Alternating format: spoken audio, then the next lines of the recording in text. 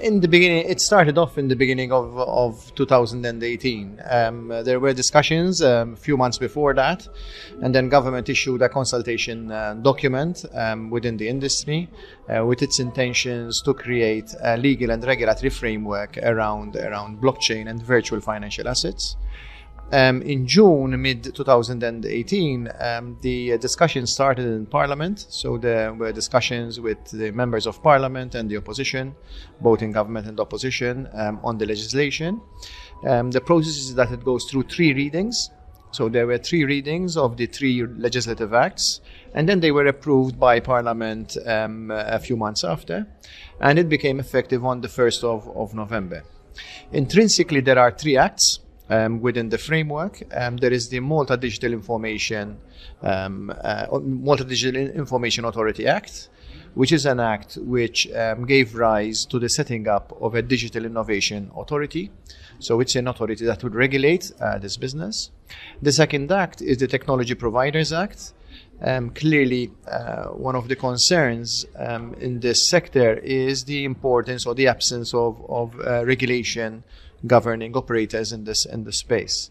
And so the government, together with the regulator and the industry, created this act to regulate and to have all these technology providers to be certified, which is very, very important because it gives the comfort to their clients and the shareholders of these companies when setting up a business. The third act is the Virtual Financial Assets Act, and this act regulates virtual currencies. So the rationale behind this act was to create a regulatory framework for all those virtual assets that are not financial instruments.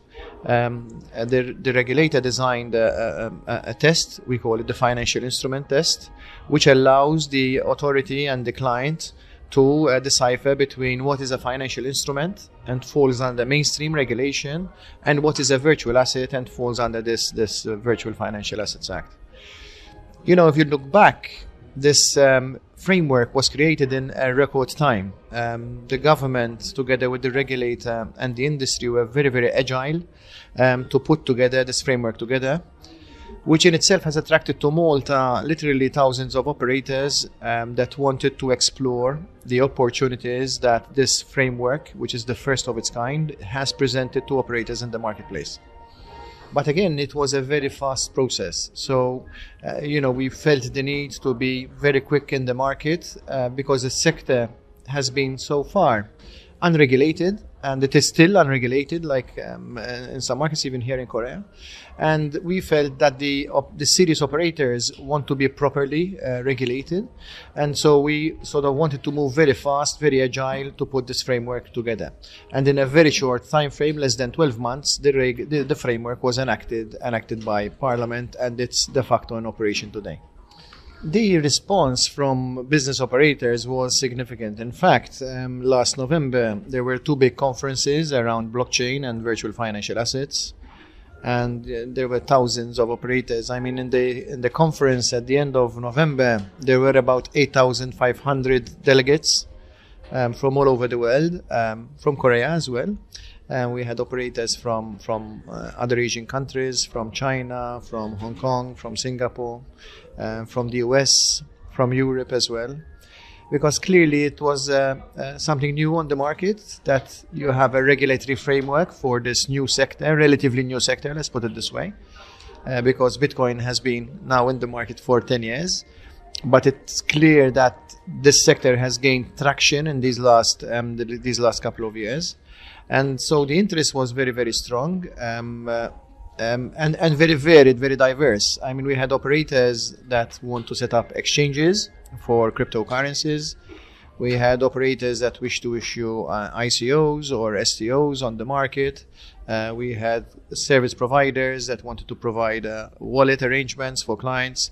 So there are a diverse. The operators in the ecosystem are quite significant, and this is what we've experienced during these events in Malta. So the interest was very, very high.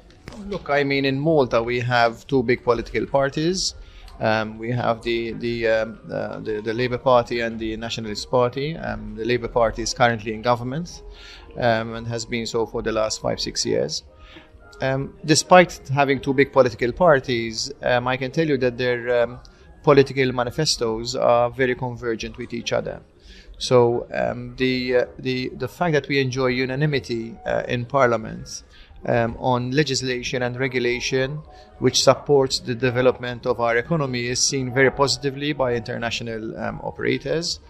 It has been the case in financial services and clearly the case with blockchain and virtual financial assets. So despite that we have two different political parties, they have very convergent center-right policies, to benefit the economy, to benefit businesses, but to benefit workers as well. Because a strong economy creates employment, and employment is undoubtedly beneficial to the wider society.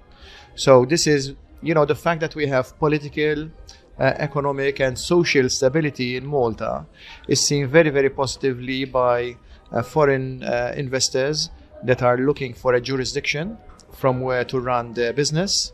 And Malta, in this regard, features very strongly and hits very strongly in the decision-making process, alongside the presence of other factors like the presence of a strong service infrastructure. You find a good suite of auditors, a good suite of law firms, a good suite of consultancy firms to assist businesses to set up and run their operations in Malta and run their business from Malta as well.